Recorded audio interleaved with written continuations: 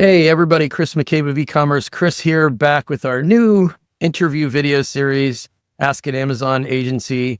Brent of AMZ Pathfinder. Brent, you are an Amazon agency. Congratulations. How are you feeling today? I'm feeling good. Feeling good, man. Yeah, it's getting towards that holiday season, and it's kind of like the days are getting a little bit slower. It feels like a lot less calls on my agenda, so that's always positive. And All right. we're still seeing that peak spend at the moment, but things are slowing. Yeah, and I've been talking to a lot of agency owners as part of this series. By the time people hear this, it'll be the new year. So happy new year, everyone. What's your first step with clients in terms of post-mortem? I mean, I'll give you a chance to kind of introduce who you are and what you do, but question number one is like, at some point things slow down, like you said, you start thinking about what did we do right? What could we have done better? What should we try next year? Things like that with clients, I assume new and old. So I just want to hear kind of what your post-mortem process is, but inform anyone unaware of you, who you are and what you do. Yeah, sure. So like Chris said, my name's Brent. I've been running an Amazon agency, AMZ Pathfinder, for almost 10 years now. We primarily do advertising, but we have a couple other related services too about conversion rate and content, such and such. And yeah, we're mostly a European-based team. I'm based in France. Most of the team's based in Europe. We work primarily with English-speaking marketplaces, but have a lot of clients in French, German, Spanish, marketplaces here in Europe as well. So that's who we are and what we do. In terms of quarter four, I mean, it was kind of the classic. I always call it like the devil horns, like the thing that people do at like metal concerts, like this, because you Black Friday, and then you have the weekend, and then you have Cyber Monday, right? Yeah. So that Cyber Monday here is always going to be higher than Black Friday. That's been our experience year over year. I mean, I don't know what it's like if you're like a physical retailer, but I know that online Cyber Monday still holds more. Looking at our stats earlier this week, I think it was 12% more ad spend on Cyber Monday than Black Friday. And then that weekend is still, pretty high level, but it's not anything like those 2 days. So that's the kind of Black Friday, Cyber Monday period. It always looks like that. I will say also, Chris, that I think the hypothesis that demand is being pulled forward is correct. So not only is Amazon extending deals and putting like Black Friday week and everything, I see this in retailers here in France, and of course those online that I spot in America. It seems like everyone wants to get the sales started as soon as possible. And we see that in the data too. We have just like random Tuesdays that are like huge sales days in the lead up to, the Turkey 5 and all that. So Turkey days. Yeah, exactly. Turkey days, Turkey 5. I really do encourage our clients to think about how they can do like Prime exclusive deals and coupons and discounts and other forms of off Amazon marketing in that run up. Because I think focusing just on Black Friday and the Turkey 5 and Cyber Monday is probably like a bit old fashioned at this point, as is some ad tactics I can get to. Yeah, I mean, I've started thinking of it as a cyber week or week and a half because, well, for what we do a little bit differently, some people lose a listing ahead of the big peak period. And so they're afraid they're going to miss the whole thing. So I guess it's a little bit different for us because circa mid-November, if your listing is down, then you're already way too close and you're risking missing that period. But is it really like a peak day and a couple of slower days and one big day at the end? Or is it more like across 5 days, consistent sales that are, I'm not saying they're the same as each other. I just mean versus the rest of the year. Aren't those all peak? Yeah, versus the rest of the year. Absolutely. I mean, what is Black Friday, Cyber Monday period ultimately, right? It's a traffic and conversion event. So there's a lot more people in the store and a lot of them are looking for deals and they're much more eager to buy. So there's a situation where you spending more on a CPC basis for ads is actually worth it because there's more people to see your ads and they're more likely to convert. But really over the years, we've shifted from like a fairly complex set of like bid increases, budget increases, roll this campaign out, stop this campaign, change this bid at the last minute, to a more simple like, okay, what products do you have sales on? Which ones have coupons? Which ones have Prime exclusive deals or lightning deals? Whatever. Let's coordinate the ad spend around that as closely as we can, because that's probably going to drive the 80-20 with results and like our actual energy as an agency. And, the team pulls long shifts. I stay up fairly late myself, even though I'm on European time, but we try to make sure we have coverage on the accounts such that clients can message us at really any time and say like, hey, just noticed the campaign here is like going to go out of budget soon, or like, we're selling really well with this product. Can you continue to push it? And it's like, all right, we can make some real time changes. But of course, the reality with advertising is the attribution is, 12, 24 hours minimum before you get accurate numbers. But the spend is usually pretty accurate, especially if you're using Marketing Stream, and you can see that in like near real time. So what happens in January? You dial down the spend and just take like a week away from it, and then you get back into normal, normal everyday run of the mill. The game plan there is, first of all, the team exhales because most of them have been working long hours. And we have some people on the team that are from the Balkans, so they celebrate Orthodox Christmas, which is early, January. So 6th, they actually are still on, but some of them who are celebrating the Christmas that you and I usually, celebrate, the 24th, 25th, 26th December, those people are off. So people are off, and we still have people covering accounts, but those are usually some of the lowest and slowest days for ad spend on Amazon. Like I always joke with people, like the 26th is like the one day of the year that I kind of rest and the team rests, because it's like, oh, thank God, like it's over. And then 27th, people have gift cards from grandma. They're back on Amazon. They're spending like crazy. Things resume, right? And January is always the, new year, new you. So we have clients that, January, February are huge months for them, and they want to hit the ground running. So for them, we've already had those conversations. We understand we have to be in a more aggressive posture, let's call it, for that period of year. Nice. And then do you have a whole Q1 plan into Q2, or do you test out some stuff January, February for Q1, make adjustments, and then figure out Q2 mid-month, mid-February? Yeah, that's more like it. Yeah, because Q2, depending on products, can usually be pretty slow. But yeah, it really depends on the account. I would say that we don't plan out that far ahead. We definitely are looking quarter to quarter, and then year over year for clients we've had, a couple of years, and can look at the data in our own database, or we get anecdotal lessons from them, or they have some new product they want to launch, which is still, I think, widely considered to be like the number one way to continue to build success on Amazon, is just launch new products and cross promote and, expand your catalog vertically and horizontally, right? So encourage clients to do that for sure. And then our advertising efforts will coincide with those launches as best we can to make sure those things are getting visibility, and, we're getting information from the market. What is the marketplace telling us and our clients about these new products, and how can we adjust that? So that's more the pace of it. We don't worry about quarter two too much until we get to quarter two. Till later. Yeah. I'm just curious, are people having more holistic conversations with people who are cost conscious from all these other, Amazon's throwing sellers a new curveball every other week right now, whether it's fees of this type or that type. As we're recording this, the whole FBA reimbursement policy change is hot button topic right now, but not even that. Just in terms of their ad spend, or would there be a new fee around the corner?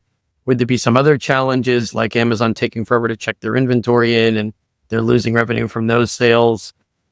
Are people trying to kind of create a balanced attack a lot earlier now because they know how unpredictable this all is?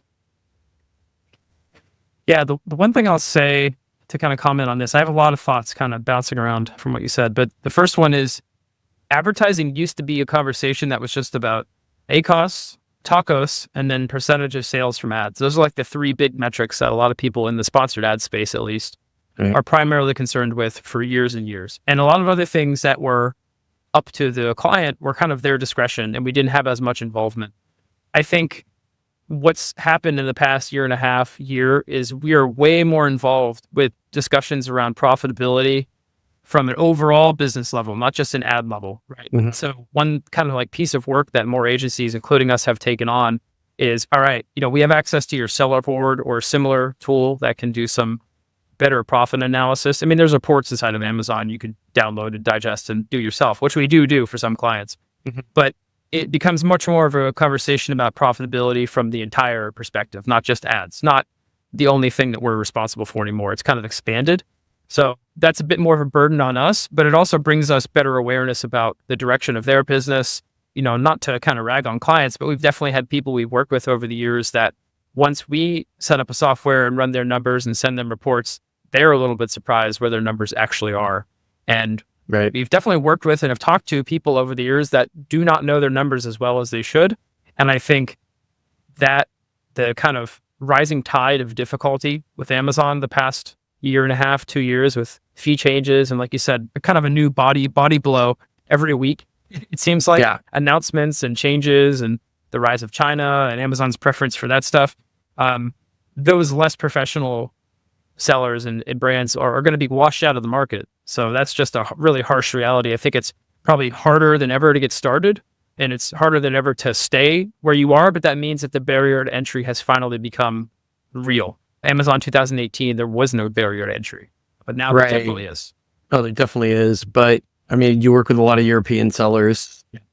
Compliance is huge, as you know all too well, actually better than me, in fact.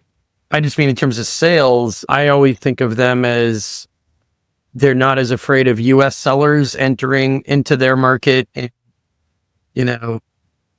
just disrupting it. They were worried about Chinese sellers coming in, of course, just as U.S. sellers are. But are their market shares shrinking because they're just trying to maintain? Most European sellers I talk to are still reluctant to sell in the U.S., which is the biggest market, because of the cost and because of the competition. And I just think that they can't really afford to think that way with the nature of competitors of theirs who are making a lot of money in the US, which gives them more of an arsenal to spend on ads or spend on influencer marketing or spend on developing new products or accessories or anything. And also, aren't they seeing market share slip in their home markets, right? I mean, can you afford to just say, well, the US is too competitive, we want to stick with what we've got? Can you assume that you're going to maintain the status quo in Germany, Italy, France, or is that kind of a losing perspective? Most European brands that are started out as European brands that we work with, they are definitely interested in the US and have it on their roadmap in the future. Mm-hmm. Some of them are more interested in expanding into, let's call it like easier European countries that are nearby. Thinking of like a French brand we work with, like they definitely are making a push for, Spain, Italy, Germany, because they kind of understand those markets a bit better. And obviously the language is different, but Europeans are much more accustomed to that kind of thing. Mm-hmm. A lot of the regulations and stuff are familiar to them, and it's not that hard, especially with Amazon, the way that they deal with there's 4 or 5 different ways to kind of get your product around Europe these days. It's not hard. And you can kind of start at the easier one, which is maybe the most expensive, and kind of work your way up as figure out that supply chain. So yeah, they're aware of and maybe wary of the US, right? They're a little bit scared of it, perhaps. Definitely CPCs are lower in a lot of European markets and certain sub-markets that are just way less expensive than the US. But of course, there's always that ratio of like expense and opportunity. So the US has the biggest opportunity for market share and growth and, just big revenue numbers, whereas Europe in some marketplaces for sure is much smaller. I mean, we've definitely seen Germany take the throne in Europe in terms of Amazon size. It's beat the UK now, I think, pretty handily. And Italy did really well during COVID and is continued on that track. Like they exploded in popularity during COVID. It's really Spain that's kind of the last place, I think, and France is maybe somewhere kind of tied with Italy. I was having a conversation with a friend from Serbia the other day, and he said, yeah, in Serbia here, people are still doing like cash on delivery, and a lot of people are suspicious to use credit cards online at all. Some people don't have them. They don't believe in like having an account online. So there's different levels of comfort across different parts of Europe. I mean, Serbia, not on Amazon and unlikely to be anytime soon, but they have their own e-commerce marketplaces and stuff that they do, and people there are building new habits. Interesting. Yeah. I see Amazon as a spend money to make money, the most quintessential marketplace or environment where making money means spending money. And when I talk to people who are a bit more conservative about investing, I'm kind of like, well, you're leaving a lot of money on the table. I'm not saying you guarantee yourself doubling or tripling your revenue just by making a commitment to investing or spending money. But it seems like if you commit to not growing, then you're going to slowly slip out and lose some market share. Well, that sentiment I definitely agree with. It's kind of like, personal development and growth. It's like, if you're not growing, you're dying. Same kind of idea. It's that same impetus that drives like people like you and me and other people we know that are entrepreneurial, I think, to continue to like forge ahead. Is the same thing that will drive a lot of these brands too. I think it changes once you have like a board, and we've worked with a lot of brands over the years that have much more people like in charge, and the ship is kind of steered a lot slower then because you have a lot more decision making and that needs to go on in discussions. But we still work with and love to work with like brands that are, doing great in terms of revenue, but it's a couple decision makers and they move fast. They say, all right, we're going to go to the US. Let's do it. Yeah, we're going to go to the US. Of course. To have a debate about it for 3 months. Right. You don't need to take a straw poll Right. Run it past the board. Who does it talk to the other board? Who does it talk to the CEO? It's like, no, let's just filing more paperwork, legal issues. Are we going to have the same ownership structure with a company that we've just created in another country? All of that stuff. Yeah. Speaking of forging ahead, any other programs, initiatives, anything you want to talk about while we have you for next year, whether it's Q1 or Q2 that yeah, man, you think brand owners need to know? There are so many things on my mind, Chris, for next year. There's two big ones that I wanted to highlight, though. So the first one is Rufus, Amazon's AI, let's call it shopping assistant, that's built in. I read a great piece from Analytics, which is a German tool. I think it's quite similar to like Helium 10 and others. Okay. They have a great blog and they do some great tests, as you would expect Germans to do, with very rigorous kind of methodology behind the testing. And I read a piece from them just the other day, and they talked about, here are the characteristics that Rufus takes into account. And some of it was really obvious, like, have 5 bullet points, make sure you have 7+ images, et cetera, et cetera. But some of it was kind of surprising. Like Rufus will surface top products for you if you ask it on some really high level queries, like things that are high volume. For products that are not even in the top 10 organically, it'll just pull them up and say like, hey, you want this product? It'll suggest it. So just because your product... Accurately though? I mean, are you testing Rufus for accurate? Like, are you getting some incongruous things like, oh, I can see how a keyword search term might generate this suggestion, but this isn't a real suggestion. I mean, I haven't drilled into it. I'm just curious. Well, a part of their methodology was basically, let's repeat these searches and see how repeatable it is. Because, an experiment is only so good as it is repeatable. So like they ran it on 500 different top terms, and they actually omitted brand terms. So there was no like Nike shoes or like Adidas shoes, and they just did like generic terms. Like I think one of them was chapstick and another one was like Bluetooth AirPods or whatever. Okay. Headphones, not AirPods. Because that's always one of the top search things on Amazon if you look at the search query thing. Yeah. But anyway, yeah, it's quite funny. But anyway, when they did that, they found, a lot of things that you would think are, normal about Rufus, but they also found, stuff that has A+ and A+ premium as like heavily weighted and given a lot more preference. And not necessarily something is in the top 10 organic rank for a keyword is going to be surfaced by Rufus. You might think, oh, we're number 1 keyword. That means we're number 1 on Rufus. Well, not exactly. So that post went into a bunch of factors to determine, to attempt to reverse engineer how Rufus works. And that's super interesting because if Amazon continues to push this, and I think more people are using, transactional AI, let's call it like voice shopping, essentially, what does that mean for advertising for us? First of all, that's a question. But what does it mean for the marketplace in general? That's a question I can't answer, but I think it's very interesting because if we're now optimizing for A9 and optimizing for humans, that's the two things you kind of need to balance right now on Amazon. What does it mean when there's a third thing that you need to now think about, which is Rufus? So that's the third element that you're optimizing for. And does that look different from those other two? And how do you accommodate that if you're currently on the top of the dog pile, number 1 rank for whatever? Well, how do you make sure that you're still going to rank well with Rufus if a large percentage of shoppers start to use that? So right. That's an open question. It's kind of like trying to approximate the proprietary buy box algorithms, right? Like right. there's Reverse different engineering slices of, yeah. Interesting. So that's one. The other one that's by far my focus for 2025, this is what I'm going to be pretty much, 80% working on, is Amazon Marketing Cloud and DSP. So with AMC, I'm more excited about DSP than I've ever been because I feel like we finally have the reporting analytics, business intelligence, question asking analytics tissue that connects the kind of muscle that is DSP and everything else. So now we finally can put those two things together and make a lot more sense of it. And so I am investing heavily, like my personal resources and team resources and, energy into this because I'm really excited about that. That's the thing that gets me like the most pumped about Amazon right now. Sponsored ads is fine. Been doing that for a long time, but I get really excited when I think about AMC, partnering it with DSP. Those are the things that I am hyper focused on. And innovations to come that we haven't even heard of yet. I mean, who knows what the next 6 months might bring. So Brent, best place to find you if they want to ask you questions based on this video? Yeah, sure. You can search my name on LinkedIn, Brent Zahradnik, or you can go amzpathfinder.com or just Google us. You'll probably find us pretty easily. Yeah, I'm fairly active on LinkedIn, probably one of my favorite places to go these days to learn about stuff in our industry. It moves fast. And I'm not really too active on any other social media, so hit me up on there. or send me an email at brent@amzpathfinder.com. Right. That goes right to my personal inbox. Or if you're floating around Southeast France, let them know. That's Get right. together. Yeah, if you want to go for a bike ride or if you want to come to France, those are 2 other reasons to hit me up that are not Amazon related. Exactly. All right. Thanks, Brent. Thanks for talking to me today. I'm sure we'll have you on this series again. Thanks, everyone, for listening. I'll have another Ask an Amazon Agency episode coming up soon. Have a good one.